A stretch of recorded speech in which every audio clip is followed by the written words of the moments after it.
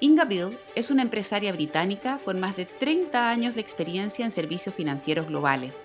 En el 2014 se convirtió en la primera directora ejecutiva femenina de Lloyds, un mercado de seguros con sede en Londres con 330 años de antigüedad. Dicho cargo lo ocupó por 5 años. En el 2017 recibió el reconocimiento Dame Commander of the Most Excellent Order of the British Empire por sus servicios a la economía del Reino Unido y por desempeñar un papel fundamental en el avance de las iniciativas de diversidad e inclusión en el sector de seguros global. Actualmente se desempeña como presidenta del grupo de atención médica MedClinic International y también forma parte de los consejos de administración de siniestros Crawford & Company y del grupo empresarial London First, y es miembro de la Junta Asesora de Negocios del Alcalde de Londres. Además, es patrocinadora de Insuring Women's Futures, que es una alianza de profesionales de seguros y finanzas personales que ayudan a mejorar la resiliencia financiera a largo plazo de las mujeres. Thank you, Veronica, for that introduction. And as has already been highlighted in the conference, sustainability and innovation are two of the key aspects that insurance companies must prioritize in their current and future strategies. We're at a crossroads. Choose the right direction and we will secure the future of the insurance sector for years to come. Take the wrong path and our future will be much less certain. Each and every one of us participating in this forum can influence the future. We have the ability to think about how to innovate and evolve, or to continue doing things as we always have done and run the risk of becoming less and less relevant over time, or worse still, be completely disrupted. Now, over the next 30 minutes, I'm going to look at two pressing challenges that are causing us to pause and reassess what we are doing and how we are doing it. I'll then talk about what we can do to turn these challenges into opportunities. The first challenge is that posed by new technology, which is changing our customers' worlds. It's changing our customers' business models and the risks they face, and it's challenging our own traditional business models. Consider how different the world is compared with the 1970s, the time at when the seeds of technological revolution were planted.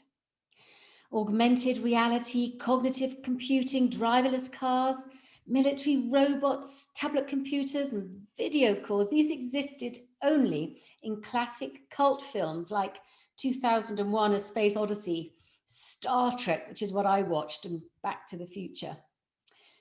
But today we take many of these things for granted, often unaware of the staggering scale of this revolution. Experts estimate that there will be up to 1 trillion connected devices by 2025. I now have an Apple Watch and I can make phone calls from it, pay for my groceries with it, send texts and emails, follow directions on a map. That is similar to the scene I remember watching on Star Trek. But back then, I never would have imagined that an intelligent device on my wrist would be a reality. The business world has changed beyond recognition too, where 40 years ago, the value of the largest companies listed on the US stock markets was represented by tangible assets such as commodities, plant and machinery. Today's most valuable companies are backed by intangible assets of data, software, and digital platforms. Some of today's most successful companies don't own or manufacture physical objects anymore. And these changes are having a profound impact on the risk landscape and the insurance needs of our customers. Today, a cyber attack can cripple a health service, knock out transport infrastructure, or shut down a nuclear power plant. It wasn't long ago that only a huge natural disaster or a war had the destructive power to do that. And look what's coming down the line.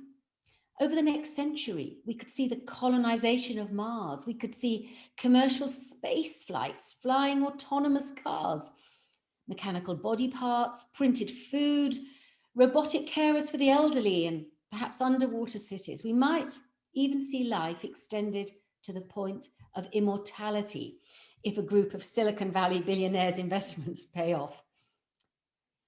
But as the world gets more complex, so do the risks. Customers are demanding insurance products that cover these risks. The pressure on insurers to innovate is increasing. Innovation in our industry has historically been associated with efficiency gains. However, in the near future, the biggest payoffs from digital transformation will come from successfully shifting the application of technology, and in particular artificial intelligence, AI, to customer-facing applications. This generates an incredible demand to insurance companies across the globe to modernize their value proposition. My view is we aren't keeping up with this demand. Only 1.5% of businesses surveyed in a recent study thought innovation in financial services, including insurance, was better than in other sectors. More than half thought it was worse in financial services than other sectors. That means there's an innovation gap in insurance, a gap between the products offered and the risks encountered. It's a gap we all need to work on closing. Technology is also disrupting traditional business models. It's delivering products and services at lower costs. Insurance companies are selling directly to customers. They're increasingly, through price comparison websites, pricing differently. They're using data and algorithms to fine-tune products to customers' needs. Risk is being commoditized, packaged up, and sold in a different way. This commoditization is being accelerated by capital inflows into insurtech players. And some underwriters, and I grew up as an underwriter, were being cut out of the value chain. But of course, for others, it's opening up new opportunities. Technology is boosting the amount of data and improving our ability to analyze it. Never before have we had so much information about our customers, about losses, about risks. This is giving you all new ways to engage with your customers and providing the basis for richer discussions and sharper insights. It's reducing service and distribution costs too, of course. But it's not just established players benefiting from all of this. New entrants are identifying where costs are too high and they're forcing themselves into the gap in the market. As our industry contemplates entering the fifth technical revolution, it's no surprise that investments in so-called insurtechs are continuing to attract hundreds of millions of dollars. And to give you some perspective, in the first quarter of 2021 alone, across the globe, insurtech funding reached an all-time high, raising $2.6 billion US. Property and casualty-focused insurtechs continue to drive the majority of investment activity, representing approximately 2/3 of deal share, with life and health taking up the other third. And this is not a US-centric phenomenon only. While the US remains the primary hub for insurtech funding, the growth is spreading to new geographies. In 2020, insurtech from 38 different countries raised investments. Now, in 2016, that number was only 29. So the benefits of modernization are on the whole well understood, but does our sector truly embrace technology? It's no secret that as an industry, we're lagging behind some sectors when it comes to digitalization and the use of new technologies, but there are no more excuses. If we don't adopt and embrace new technology, we won't have a future. This might seem nihilistic, but we need to keep repeating this message to remind us all to continue to challenge existing business models. I'm a firm believer that the essence of getting this right is putting the customer at the heart of what you do. But how many of us really do that? Now, I retired from Lloyd's of London at the end of 2018. And from that emerged a new customer experience to me. I set up my own small consultancy business. And as a newly formed business, I had to set up a bank account, establish a website, and do a lot of other administration connected with setting up a small business. This was a bit of a wake-up call. Having been in senior leadership roles for decades, I just haven't had to deal with those sorts of administrative things for many years. The sorts of things that our customers are dealing with all the time when they interact with us. But rather than go to my existing bank, I decided instead to try one of the new digital-only banks, one that has no physical branches, no ATMs, no means of paying in checks or dealing in paper in any way whatsoever. I have to say it was one of the smoothest of experiences. The entire application all done via my mobile phone and using the camera to identify me using my ID. In that case, it was my driving license. I didn't sign a single piece of paper. The entire process had been built around me, the customer or potential customer. And not only was the initial process very smooth, but the functionality of the app on my phone is very easy to use. I've had online banking for many years, mobile banking with my existing bank for years, but there is a huge contrast between using the two apps.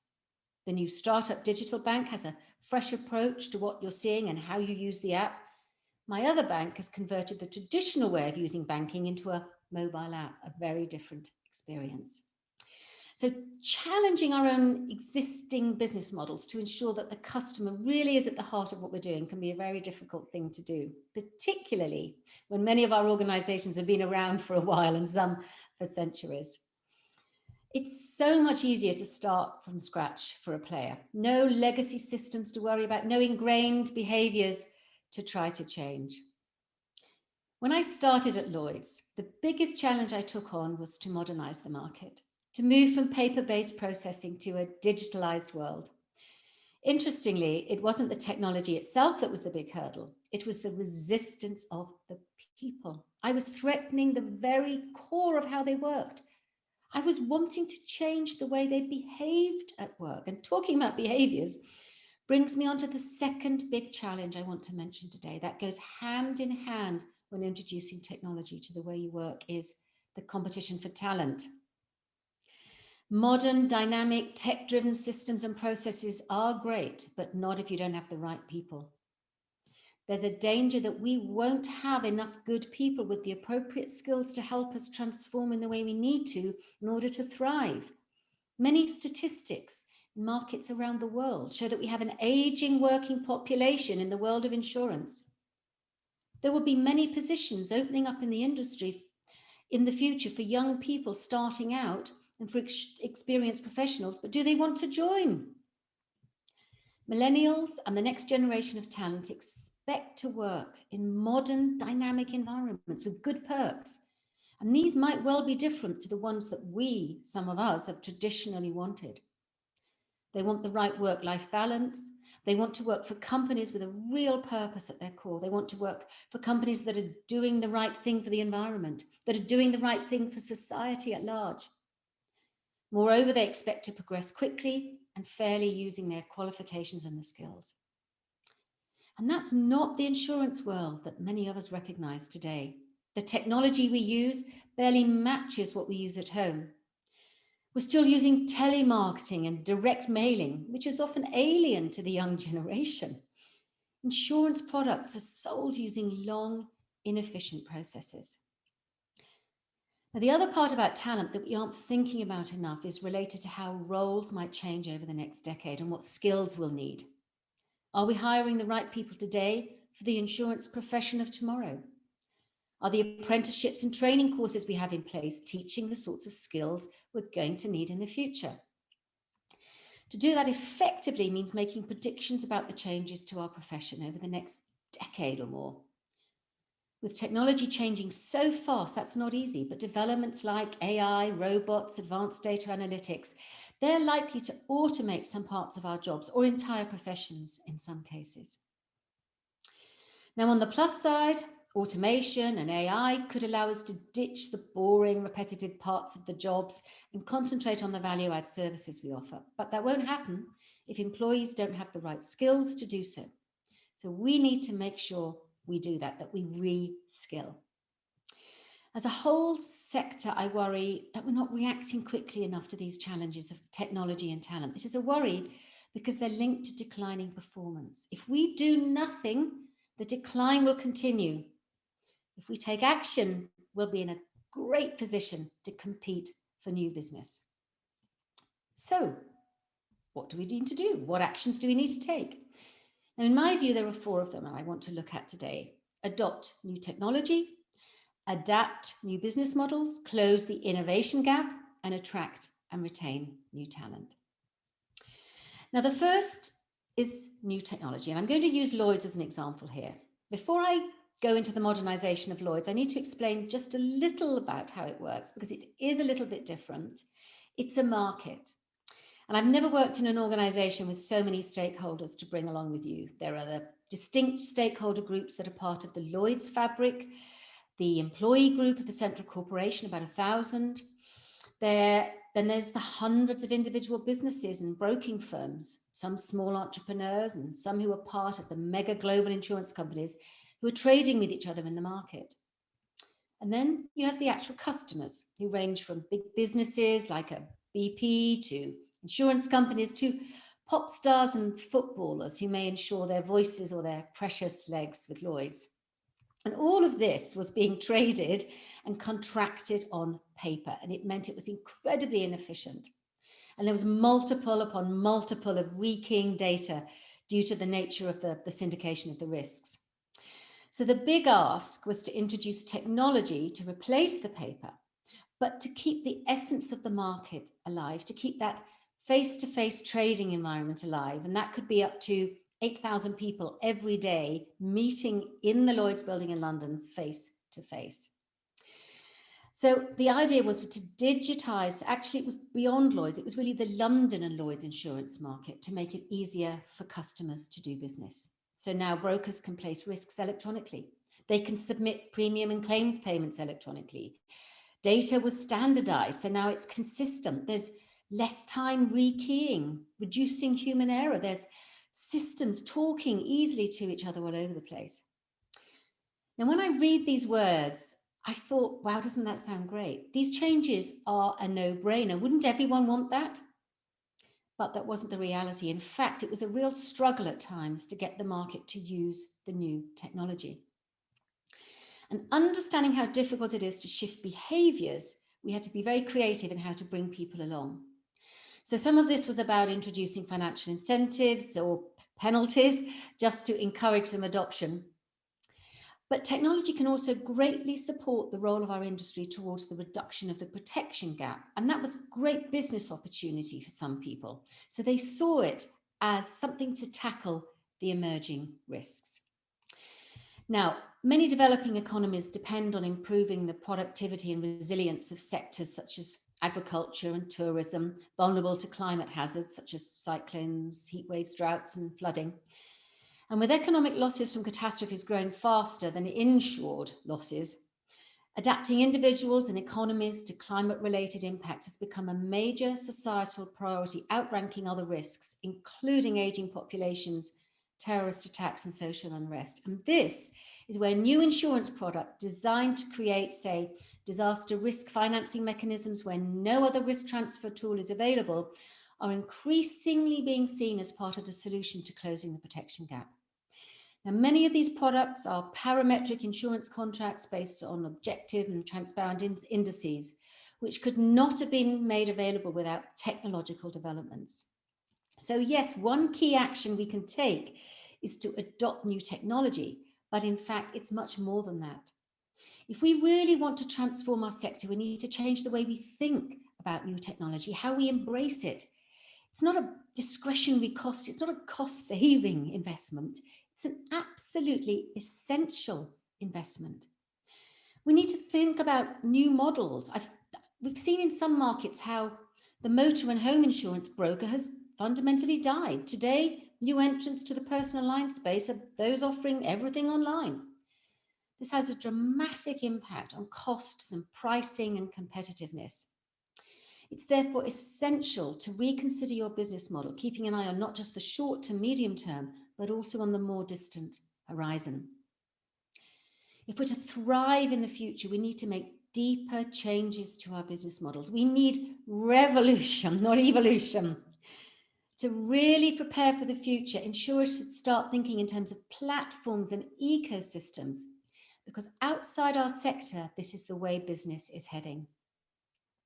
7 of the 10 largest companies by market cap are ecosystem players: Alibaba, Alphabet, Amazon, Apple, Facebook, Microsoft, and Tencent.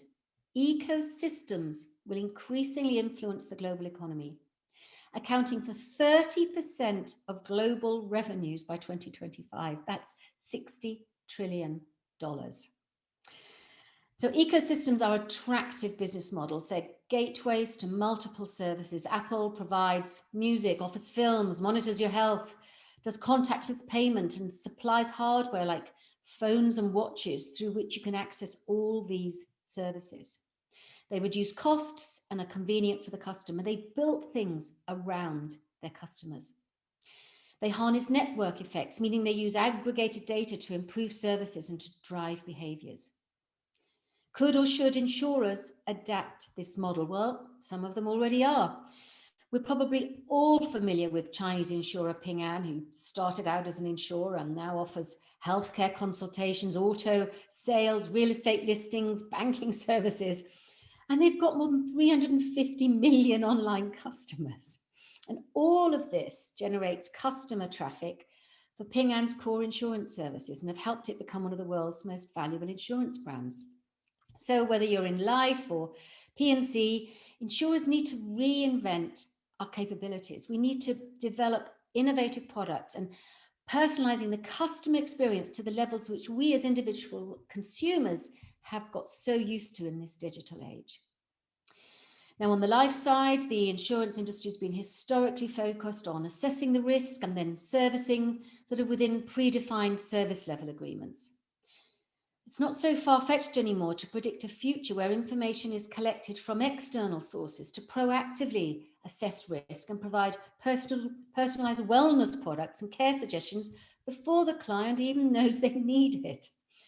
So engagement with clients, tailoring things to the behavior of the individual customer will enhance the value creation for both primary insurers and insureds through multiple platforms, whether you're cohabiting within communicating ecosystems or just sitting there on your own. So the third action is to close the innovation gap and focus on the customer. This means we've got to keep an eye on the macro environment. We must keep scanning the emerging risks to see what new risks are out there. And we have to track emerging risks. And it's something that should be at the heart of our DNA. But then, of course, we've got to turn that into business opportunities. And it's another aspect, using the vast amount of data that's out there in the world today. Data and data analytics are allowing greater insight into customer behaviors. We can have bespoke policies created on real world behaviors. We're seeing this in auto insurance through the use of telematics, seeing it in health insurance through the use of wearables. Premiums are reduced for better driving and healthier lifestyles, respectively. Who could want more of that? Everybody. The customer benefits, and we are fine-tuning our models. Some of my favorite examples are product innovations that have happened in those countries where insurance penetration has been low, and companies are now leapfrogging some of the mature markets by using mobile networks to distribute its products. Some years ago, we would have thought it impossible to shorten the insurance policy document to the length of a text message. But in many markets, this is now the norm, and it's opened up health insurance to a new demographic that previously had no access to health insurance. And all are using data to improve the risk assessment and customer service. And customers are actually increasingly willing to share their data in exchange for personalization. Today, 6 in 10 consumers globally are comfortable giving their insurer personal details about their lifestyle, their location, and other information in exchange for benefits such as premium discounts or accelerated claims handling. Now, this trend has only accelerated during the recent pandemic. Evidence shows that a higher proportion of consumers are willing to share data collected on their watches, for instance, related to their heart rate. In recent months, life insurance companies have relied on more detailed questions and medical records instead of in-person physical exams, which obviously have not been possible with physical distancing requirements. Now, to compete in this space, probably established incumbents need to team up with insurtech companies, and that's why at Lloyd's I launched the Lloyd's Lab. It enabled new concepts and ideas to be tested in a very fast-track, fast-fail environment with the support and active involvement of the market. And this gain still gives the Lloyd's market access to startups, and some of these startups access to capital. But importantly, it requires a culture change to allow a bit of failure and to be perhaps a little less risk averse. Now, part of creating a new culture and an innovative culture to me is to close the talent gap, because none of the above matters without the right talent in place. And if we can keep up the momentum on adopting new technology, we will negate one of the obstacles to attracting employees, that we're boring to work for. We can look exciting. I would say this, wouldn't I? But the idea of using tech and big data to reduce price and price risk is a pretty engaging one and will appeal to the next gen of tech-savvy talent. Getting better at selling the value of insurance to society would help too. Too often we're seen as a discretionary cost rather than an integral part of managing your life, of part of risk management. And we have such a compelling story to tell about the value of what we do. We need to create more pathways into schools and universities from our sector. I had the honour of being the president of the UK Chartered Insurance Institute in 2017 and 18, and my theme was all about attracting new talent into the profession. One of the initiatives was the Discover Risk programme, working with schools, with young people and universities to encourage them to consider career options within the insurance sector. And professional qualifications are an important part of retaining talent, and many young people, they want to see that there's a clear path to the top and that professional qualifications are an aid to that. It gives them pride in the insurance profession. So I'm a firm believer that employers should do more to support and encourage them to get qualified and help them prepare them for the changes I mentioned earlier, give them new skills. I've been really impressed when speaking to the younger talent in insurance that they see the professionalization of the insurance sector as really important. They want to be recognized as having achieved something. Now, all people, young and old, operating in any professional service are increasingly affected by the future of work issues of increased automation. They know there will be more varied career patterns. We as employers have to get used to that. They also know they're going to have a longer working life. We need to think about how we can equip them to navigate through this. We need to look at professional bodies to guide us as to how we need to adapt our models to cater for the next generation of workers. And we need to make sure our sector is more diverse if we want to attract the very, very best. More and more research points to the economic benefits of diversity and equality, way over the obvious benefits to society. There's real business benefit.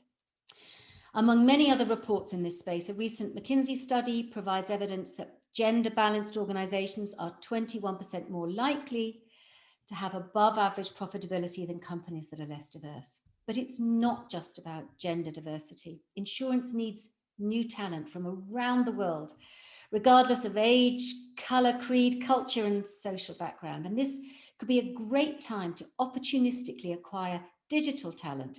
Fintechs are actually laying people off. There's a golden opportunity for insurance to now attract some talent that may have been living in the fintech world or even in the big tech world. If we can be aggressive about acquiring talent, show we've got a dynamic place to work, and promoting culture and diversity. We need people to join the world of insurance who understand the power of technology and who are not afraid to use it to drive fundamental changes to the way we do business, and design and distribute new products and design them around the customer in a digital way. Now, I'd like to conclude with just two considerations that reflect my optimism for the insurance sector. I am an absolute optimist. Now, COVID-19 has accelerated several economic paradigm shifts already in the making, including digital transformation. I mean, wow, hasn't that accelerated? Deglobalization, and of course, there's been a larger role now for governments to play in the economy. And the acceleration of these trends brings challenges such as the inevitable digitalization of the insurance value chain. But it does also provide significant opportunities that arise from an ever-increasing risk universe. Technological innovation and scientific progress and the increased reach of commercial activities because of that are continuously increasing and reshaping the risks which society has to face. And this is a tremendous opportunity for insurers to translate risks into opportunities, supporting economic growth and societal resilience by providing households and businesses with the means to weather whatever event comes along. We are living in an unprecedented era of scientific and technological progress, which contributes to this expanding risk universe. We've been able to send a rover and then fly a small helicopter on the surface of a planet 470 million kilometers away. While not so long ago we lived in an analog world, today we can receive high-definition images and videos in a matter of hours from a planet which is 39,000 times the distance between London and Santiago. Increasingly, scenarios of lunar or Martian colonizations have moved from the realm of science fiction to scientific and commercial research initiatives backed by millions of dollars. Quantum computing is no longer a dream. Nanotechnologies are a reality. And genetic engineering is being tested to combat the growing mosquito resistance to pesticides and anti-malarial drugs. Now, although some of these scientific and technological advancements multiply the risks that our societies face, they are so fundamentally positive for our sector, for our industry. They will generate more risks, and it will be our duty to society to find ways to actively manage those new risks. We have to promote a culture of risk. We have to enhance our understanding of emerging risks, and we have to develop measures that reduce the likelihood and severity of those risks. Now, the last topic and the second aspect, which makes me feel really positive about our industry, is how much better we can market our contribution to society, a positive role that we have played for hundreds of years. Ask your friends about insurance, and many of them will talk about the fact that we're mostly good at not paying claims when they arise. You may wonder why I call this a positive aspect. I tell you why, because the margin for improvement is so substantial that acting on such a low-hanging fruit can represent a fundamental aspect for attracting new talent into the industry and bring insurance into its next phase. We know that in the war for digital talent, insurers are at a disadvantage. The financial services industry trails other sectors in volume of digital and tech talent. 80% of millennials say they have limited knowledge of the insurance industry, a troubling sign for a sector in which 25% of employees believe retirement to be within 5 to 10 years from now. However, COVID-19 and some of the recent social unrest present a great opportunity for insurers to reframe our purpose, our societal purpose, and this will help us recruit and retain exceptional talent. Also, we've got an increasing awareness and importance of ESG factors and the purpose of companies. The importance of climate change, making the E in ESG stand out. That's where we fit in. The role of insurance companies is about creating the ability for people to take risks and start and limit the effect of the emerging risks associated with climate change. So we've got all sorts of new companies out there to support with new products. There's also a big push on the S of sustainability right now. Companies that have robust sustainability strategies will benefit in multiple ways, and there's strong evidence that more sustainable firms achieve higher revenue growth and have a lower cost position. Another growing area of interest, particularly for the young gen, is that we need to attract to the industry is the idea of purpose in the company. Many insurers are rethinking their purpose, making investments in domains that they want to target, committing to their employees, showing that they care, committing to their customers. And insurance is an industry that is hundreds of years old. And most insurance companies emerged out of a strong sense of community and people taking care of each other. And unfortunately, in the current crisis, there's a feeling that perhaps somehow the promise of insurance has been eroded a little bit. Some tussles between is business interruption being excluded because of the pandemic wasn't covered. And, there are good reasons why we had to do these things. But we mustn't erode confidence in ourselves. We cannot erase the fundamental role we've played for centuries to support individuals, communities, and businesses and the sentiment of trust which has accumulated over time. I've worked in insurance my whole professional life, and I'm sure, like all of you, we really care about our sector. Deep down, I know that the positive impact insurance has on the world means it's too important to fail. But just because it's too important to fail doesn't mean it won't fail if we don't take action. Now, Winston Churchill famously said that a pessimist sees a difficulty in every opportunity. An optimist sees an opportunity in every difficulty. As the insurance industry engages with the many difficulties and challenges we're facing with, I remain a strong optimist in our capacity to seize the opportunity of reshaping the insurance industry and further enhance its strong contribution to society. Thank you very much for listening.